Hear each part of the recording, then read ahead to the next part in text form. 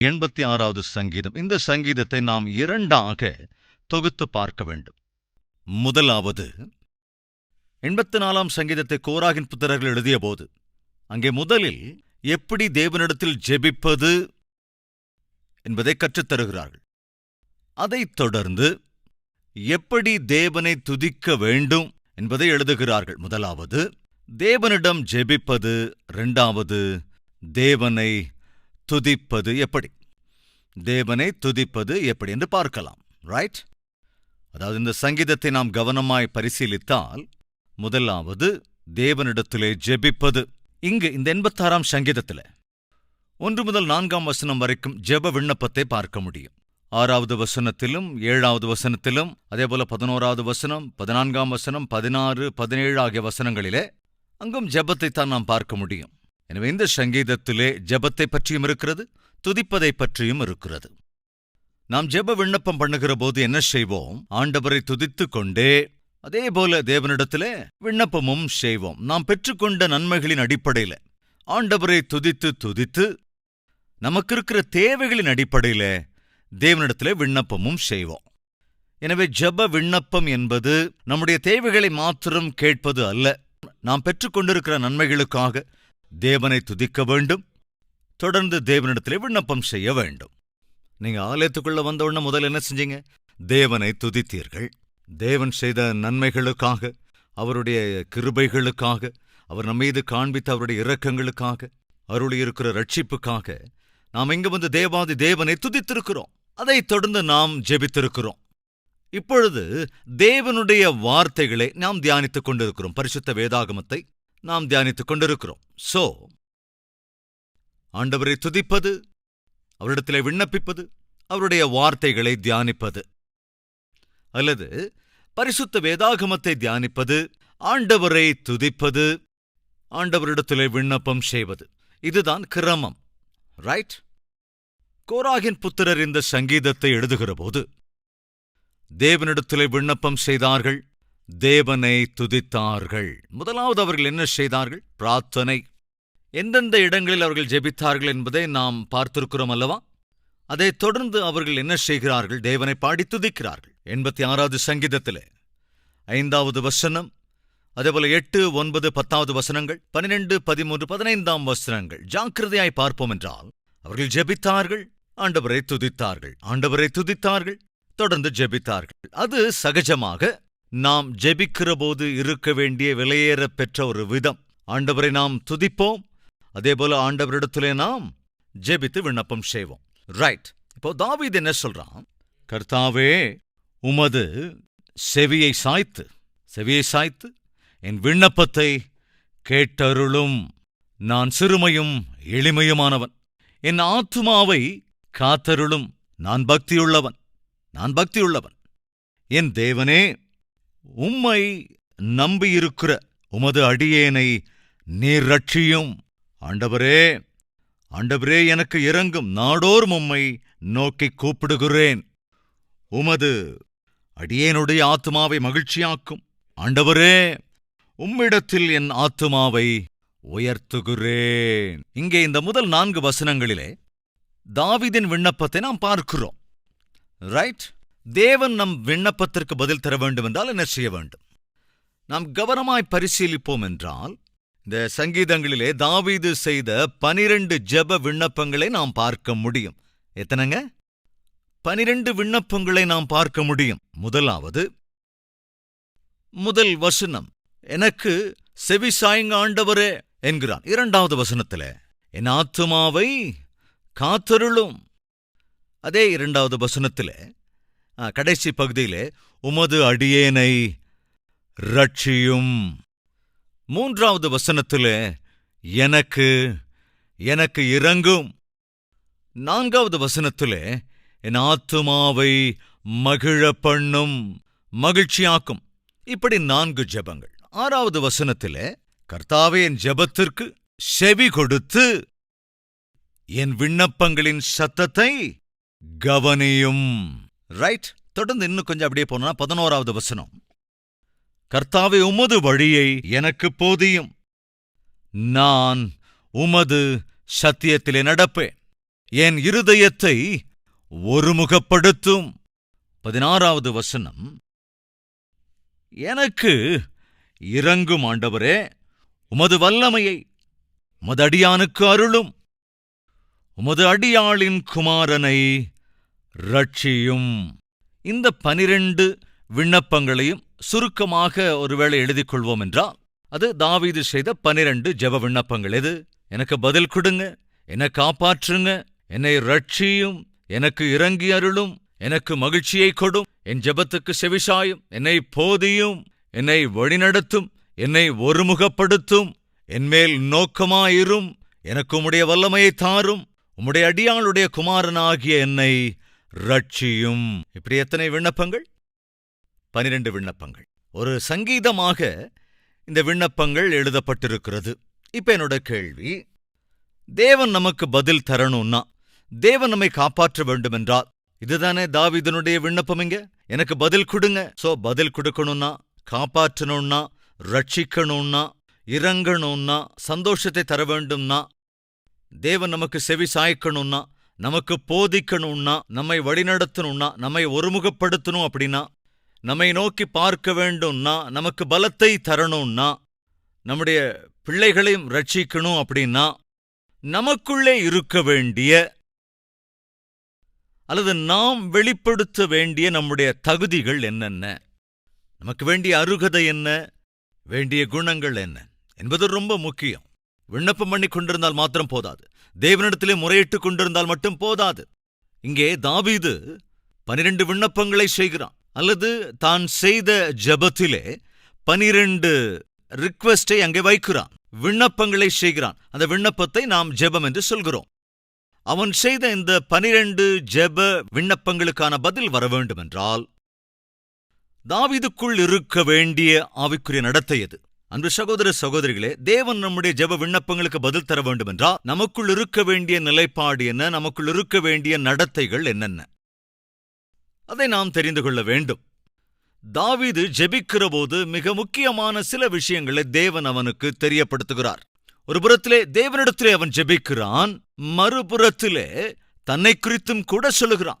தான் எப்படிப்பட்டவன், தன்னுடைய நடத்தைகள் எப்படிப்பட்டது, தன்னுடைய ஆவிக்குரிய நடத்தை எப்படி, தன்னுடைய புத்தி எப்படிப்பட்டது, தன்னுடைய வாழ்க்கை எப்படிப்பட்டது என்பதையும் அவன் தெரியப்படுத்துகிறான். ஏனென்றால் நாம் செய்கிற ஜெபத்திற்கு தேவன் பதில் தர வேண்டுமென்றால் நம்முடைய வாழ்க்கை சரியாக இருக்க வேண்டும், நம்முடைய நடத்தை சரியாயிருக்க வேண்டும், நம்முடைய ஆவிக்குரிய கிரியைகள் சரியாயிருக்க வேண்டும். 59வது அதிகாரம் ஏசாயாவின் புத்தகம் 1வது வசனத்திலே, ரட்சிக்க கூடாதபடிக்கு கர்த்தருடைய கை குறுகிப் போகவும் இல்லை, கேட்கக்கூடாதபடிக்கு அவருடைய செவிகள் மந்தமாகவும் இல்லை, உங்கள் அக்கிரமங்களே உங்களுக்கும் உங்கள் தேவனுக்கும் நடுவாக என்ன சொல்லப்படுகிறது? பிரிவினை உண்டாக்குகிறது.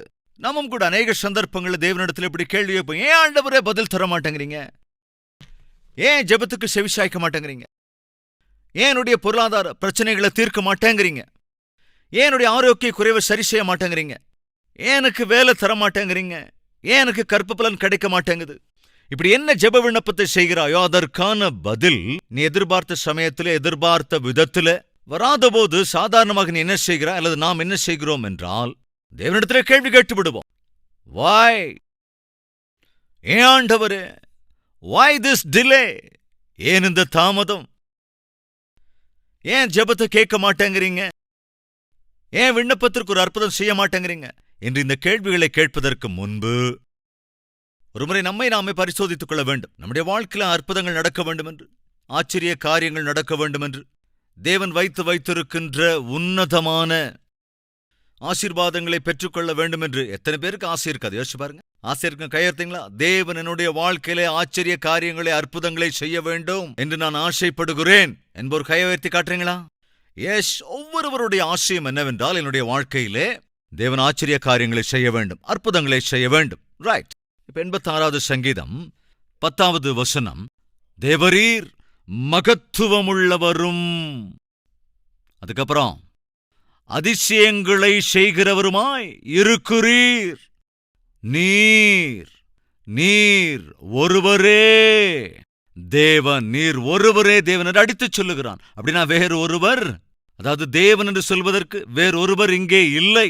ஒருவரே தேவன், இரண்டாம் அவர் இல்லை. ஒரே பேரான குமாரன், அதாவது ஒரே ஒரு குமாரனாயிருக்கிறவர். நீர் ஒருவரே தேவன் என்றால் அவர் ஒருவர் மட்டும்தான் தேவன். அப்ப யாருங்க அவரு? அதிசய காரியங்களை செய்கின்றவர். சோ நீயும் நானும் சேவிக்கிற தேவன் ஆச்சரிய அதிசயங்களை செய்கிற தேவன்.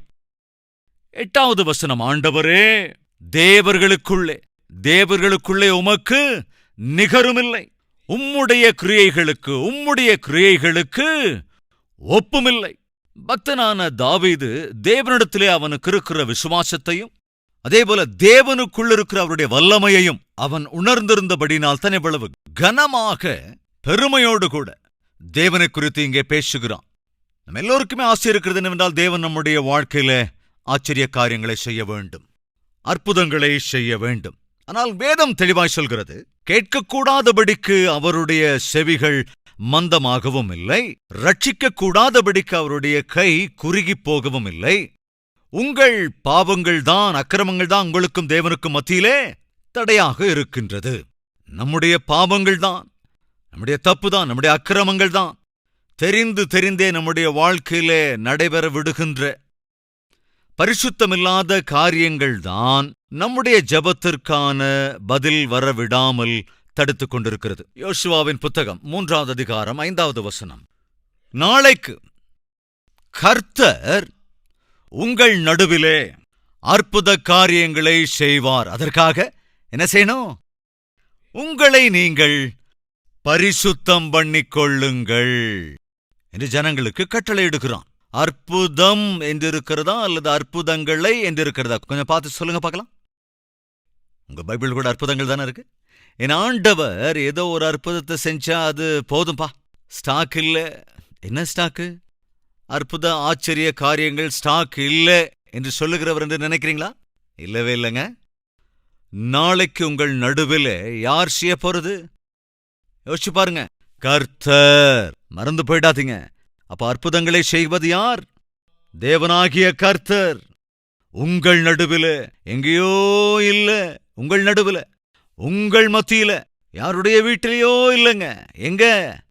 உங்கள் வீட்டில, யாருடைய வாழ்க்கையிலோ அல்ல, உங்களுடைய வாழ்க்கையில தேவனாகிய கர்த்தர் ஏதோ ஒரு சின்ன அரகுர அற்புதம் அல்ல, அற்புதங்களை செய்வார் 100%. ஆனா கண்டிஷன் இருக்கு. அது என்ன கண்டிஷன் கேட்டா, இன்று உங்களை நீங்கள் என்ன செய்யணும்? பரிசுத்தப்படுத்திக்கணும். உங்களை பரிசுத்தப்படுத்திக் கொள்வதில்தான் நீங்கள் பெற்றுக்கொள்ளப் போகிற அற்புத ஆச்சரியமான காரியங்கள் அடங்கியிருக்கிறது. நம்ம எல்லோருக்குமே நன்றாக தெரிந்த ஒரு வசனம் உண்டு. அதாவது, ஒருவனும் பழைய துருத்தியிலே புதிய திராட்சை ரசத்தை ஊற்ற மாட்டான். நமக்கு புரியுற பாஷையில சொன்னா, கழுவாத பாத்திரத்துல பால. ஆனா இன்னைக்கு பால கணவர் ஊத்துறாரா மனைவி ஊத்துறாங்களான்னு தெரியாது, நாட்கள் மாறிக்கிட்டே இருக்கலாம். ஆனா என்னுடைய கேள்வி, அந்த கிண்ணம் கழுவாம இருக்குங்க. கழுவப்படாத கிண்ணத்திலே, அழுக்காக இருக்கிற கிண்ணத்துல யாராவது பாலை ஊத்தி வைப்பாங்களாங்க? அதுதான் தேவன் என்ன சொல்லுகிறார் என்றால், நாளை நான் உன்னுடைய வாழ்க்கையில நீ எதிர்பார்த்ததை விட, கேட்டதை விட, நீ யூகித்ததை விட, நல்ல கவனி, அதிகமான ஆச்சரிய காரியங்களை நான் செய்வேன். 100% நான் செய்வேன். ஆனால் இதில் இருக்கிற பிரச்சனை என்னவென்றால், அந்த ஆசீர்வாதத்தை, அந்த அற்புதத்தை அனுபவிப்பதற்கு, ஆனந்தப்படுவதற்கு ஏற்ற ஆவிக்குரிய நடத்தை உனக்குள்ளே இல்லையே. உங்க மகனை அழைத்துக் கொண்டு போய் அல்லது உங்களுடைய மகளை அழைத்துக் கொண்டு போய் ஒரு 3 லட்சமோ 4 லட்சமோ செலவு செய்து ஒரு ஃபேமஸ் இன்டர்நேஷனல் ஸ்கூல்ல ஜாயின் பண்ணி விட்டுட்டீங்க.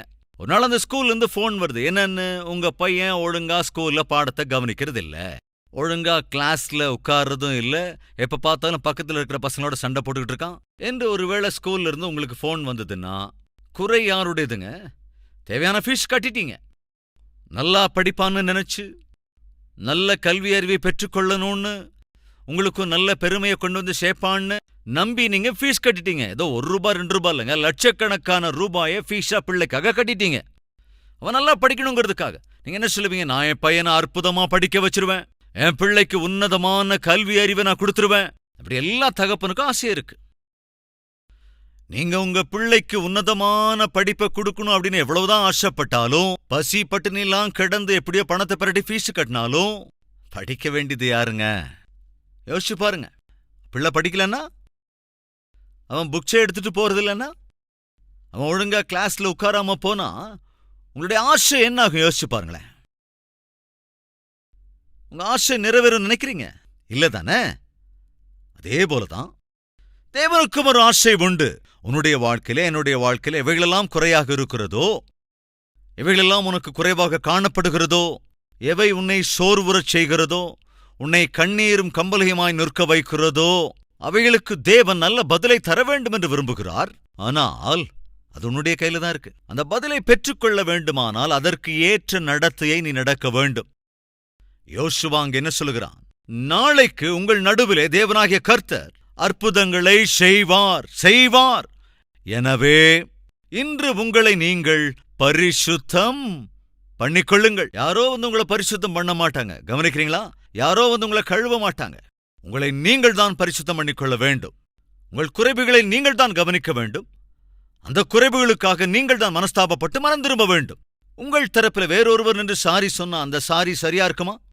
யோசிச்சு பாருங்க. அந்த பையன் ஏதோ தப்பு பண்ணிட்டான். ஸோ அவங்களுடைய டேடி போய் என் பையன் தரப்புல நான் உங்ககிட்ட மன்னிப்பு கேட்கிறேன் அப்படின்னு சொன்னா, சாதாரணமாயோ பெரியவங்க நீங்க அவ்வளவு பெரிய வார்த்தையெல்லாம் சொல்லாதீங்க சொல்லுவாங்க. ஆனா ஆக்சுவலா எங்க அந்த பையன் எங்க?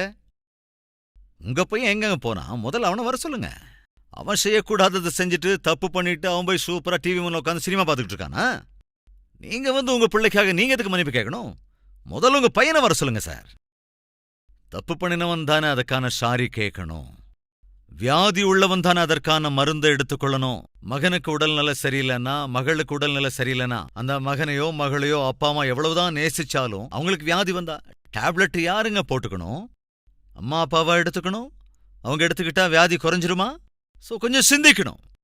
யாருக்கு வியாதி இருக்கோ அவங்க தான் மருந்து எடுத்துக்கணும். அப்படித்தானே? யார் தப்பு செய்யறாங்களோ அவங்க தான் மன்னிப்பும் கேட்கணும். எனவேதான் யோசுவா சொல்லுகிறான், உங்களை நீங்களே பரிசுத்தம் பண்ணிக்கொள்ளுங்கள். நாளைக்கு தேவன் உங்கள் மத்தியில, அப்படின்னா உங்களுடைய குடும்பத்தில என்றால், உங்களுடைய வாழ்க்கையில என்றால், உங்களுடைய உத்தியோகத்தில, அதாவது உங்களுடைய வியாபாரத்தில, அதாவது உங்களுடைய படிப்பில, உங்களுடைய விவாகத்தில, எந்த விஷயத்திலே நீ தேவனுடைய ஆச்சரிய காரியங்களை எதிர்பார்க்கிறாயோ அந்த விஷயத்தில நான் பறைசாற்றுகிற கர்த்தர் ஆச்சரிய காரியங்களை செய்வார். அந்த ஆசீர்வாத ஆச்சரிய காரியங்களை சுதந்திரித்துக் கொள்ள வேண்டும் என்றால் அதை ஆசைப்படுவோர் என்ன செய்ய வேண்டும்? இருதய பரீட்சை. முதலாவது நம்மை நாமே பரிசோதித்துக் கொள்ள வேண்டும். தெரிந்து என்னென்ன தப்பை செய்து கொண்டிருக்கிறோம், தெரிந்து எந்த பாவங்களை செய்து கொண்டிருக்கிறோம், எந்தெந்த பாவத்துக்கு சுலபத்திலே நாம் விழுந்து விடுகிறோம், அவற்றை ஒப்புக்கொள்ள வேண்டும். ஆண்டவரிடத்திலே நாம் அறிக்கை செய்ய வேண்டும். அறிக்கையிட்டால் மட்டும் போதாது. சாதாரணமாக மன்னிப்பு கேட்பதிலே 2 ரகம் உண்டு. அது இங்கிலீஷ்ல எப்படி சொல்லுவார்கள்? ரிமோர்ஸ் அல்லது ரிபென்டன்ட் என்று சொல்லுவார்கள். இப்படி 2 வார்த்தைகள். தப்பு செய்ததை ஒப்புக்கொள்வதிலே 2 ரகம். உதாரணத்துக்கு, சவுல் தாவீதின் விஷயத்திலே அடிக்கடி தாவீதை கொல்ல வேண்டும் என்று முயற்சி செய்து கொண்டிருந்தான் அல்லவா? அப்படி முயன்று கொண்டிருந்த போது தாவீதோ, கவனிங்க, சவுல் தேவனால் அபிஷேகம் பண்ணப்பட்ட ராஜா என்ற எண்ணத்தோடு கூட சவுல் தன்னை துரத்திக் கொண்டிருந்தாலும், தன்னை கொல்ல வேண்டும் என்று ஆசைப்பட்டாலும் தாவீது அவனுக்கு எதிர்த்து நிற்கவில்லை. சவுலை திரும்பி கொல்ல வேண்டும் என்று முயற்சி செய்யவில்லை. ஏனென்றால் சவுல் அபிஷேகம் பண்ணப்பட்டிருந்தவன். தேவனுடைய அபிஷேகம் சவுல் மீது இருக்கிறது. எனவே நான் ஒரு காலம் சவுலை தொடவே மாட்டேன். என் உயிருக்கே ஆபத்து வந்தாலும் கூட, நான் செத்தாலும் சாவேன ஒழிய தேவனால் அபிஷேகம் பண்ணப்பட்ட ராஜாவை மாத்திரம் நான் தொடமாட்டேன். அற்புதமான ஆவிக்குரிய குணம். ஆனால் சவுலோ மூர்க்கமாக நடந்து கொள்கிறான். தாவீதும் கூட அபிஷேகம் பண்ணப்பட்டிருந்தவன் தான் ராஜாவாக. தாவீதின் மீதும் கூட அபிஷேகம் இருந்தது, தேவனுடைய அபிஷேகம் இருந்தது. பட் தாவீதுக்கு இருந்த அந்த ஞானம் சவுலுக்குள்ளே இருக்கவில்லை. தாவீது கர்த்தருடைய இருதயத்திற்கு ஏற்றவன், கர்த்தருக்கு பிரியமாயிருந்த ஒருவன். எனவேதான் கர்த்தருடைய மனதை அவன் அறிந்திருந்தவனாயிருந்தான். சவுல் கர்த்தருடைய இருதயத்துக்கு ஏற்றவன் அல்ல. சவுல் தேவனுடைய இருதயத்தை புரிந்து கொள்ளவில்லை, அதை உணர்ந்து கொள்ளவும் இல்லை. எந்த தேவன் சவுலை அபிஷேகம் பண்ணினாரோ அதே தேவன்தான் தாவீதையும் அபிஷேகம் பண்ணியிருந்தார். தாவீதின் மனதை பாருங்கள். தேவன் சவுலை அபிஷேகம் பண்ணியிருக்கிறார். சவுலின் மீது தேவனுடைய அபிஷேகம் இருக்கிறது. எனவே சவுலை நான் தொட மாட்டேன். இதுதான் தாவீதினுடைய நடத்தை.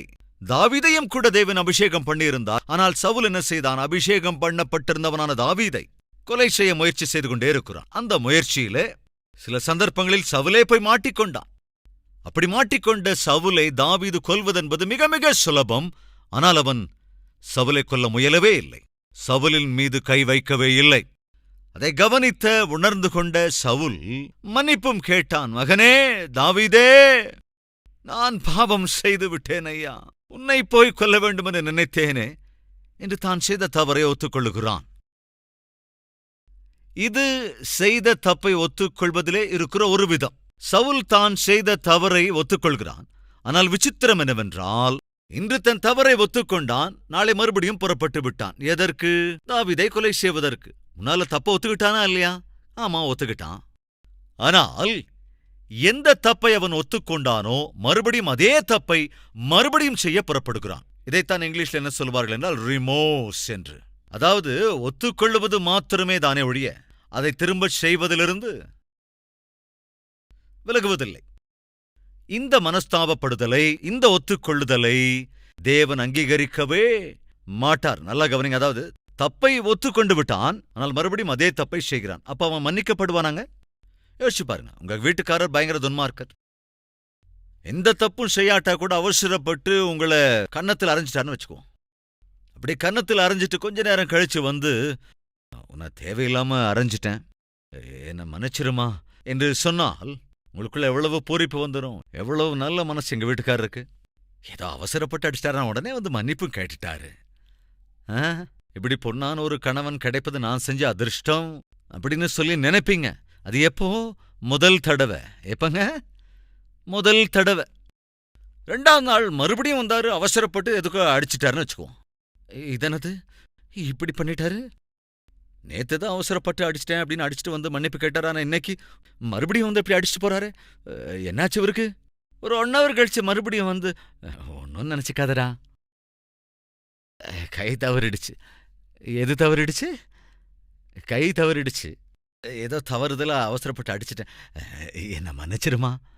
அது என்னமோ சரி போட்டும் அப்படின்னு நினைச்சுக்குவீங்க. 3ஆவது நாளும் வந்து அதே மாதிரி கைய உங்க ஹாட துன்மார்க்கனே, நீ சும்மா வெளிப்படையா மன்னிப்புன்னு கேட்கறியே தவிர உள் புத்தி மாத்திரம் மாறவே இல்லை. அப்போ கேள்வி, மன்னிப்பீங்களா? அம்மா நீங்க மன்னிப்பீங்களா அவரை? சோ செய்த தப்புக்காக மன்னிப்பு கேட்கும்போது மன்னிக்கிறது நியாயம்தான். ஆனா தெரிஞ்சு அதே தப்ப மறுபடியும் செஞ்சா மாத்திரம் மன்னிப்பது சாத்தியமல்ல. இதை நம்ம புரிஞ்சுக்கணும். சவுல் அந்த கேட்டகரி தான். எந்த கேட்டகரி? ஏதோ தப்பு பண்ணிடுவான், வந்து திரும்ப மன்னிப்பு கேட்பான், ஆனா மறுபடியும் அதே தப்ப செய்வான். அப்படின்னா அந்த தப்பு மன்னிக்கப்படாது. இதை நாம புரிஞ்சுக்கணும். தாவீதும் கூட தப்பு செய்தான், விபச்சாரம் செய்து விட்டான். பெத்சேவாள் என்கிற ஸ்திரீயோடு கூட பாவம் செய்து விட்டான். ஆனால் ஜாக்கிரதையா கவனிக்கணும், தாவீது தன்னுடைய வாழ்க்கையில அதற்கு பின்பு ஒரு காலம் விபச்சாரம் செய்யவே இல்லை. ஒரே ஒரு தடவை தான். அதனால் தான் வேதம் இப்படி சொல்கிறது, தாவீது உரியாவின் மனைவியான பெத்சேபாள் விஷயத்தை தவிர வேறெந்த தப்பும் செய்யவில்லை. தாவீதும் தப்பு செய்தான். செய்த தப்புக்காக மனஸ்தாபப்பட்டு மன்னிப்பு கேட்டான். தயவு செஞ்சு கவனிங்க, மனம் திரும்பி மன்னிப்பு கேட்ட பிறகு மறுபடியும் விபச்சாரத்தின் பக்கம் தன் வாழ்க்கையில் ஒரு நாளும் செல்லவே இல்லை. அதுதான் மனம் திரும்புதல்.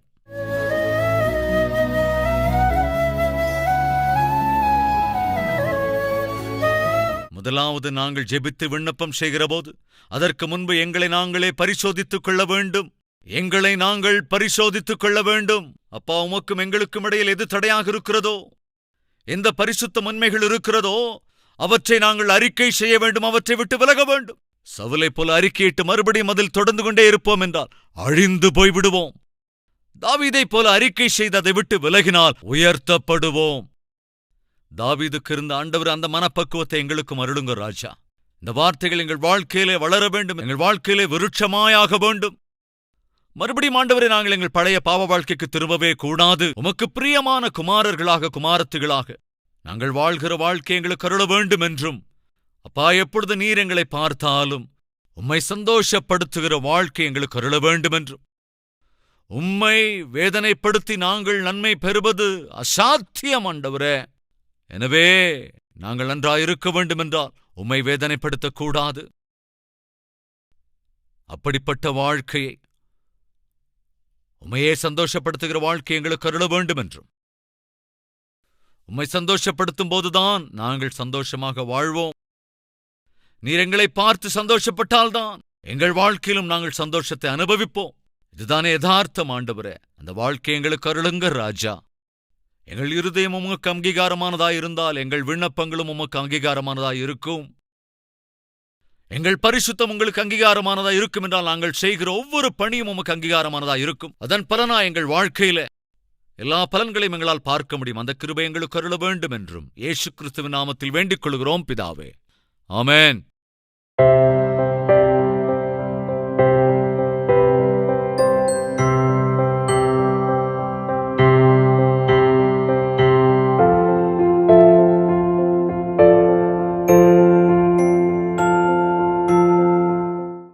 எங்கள் முகவரி: கல்வரி, தபால் பெட்டி எண் 30, குக்கட்பள்ளி, ஹைதராபாத் 72.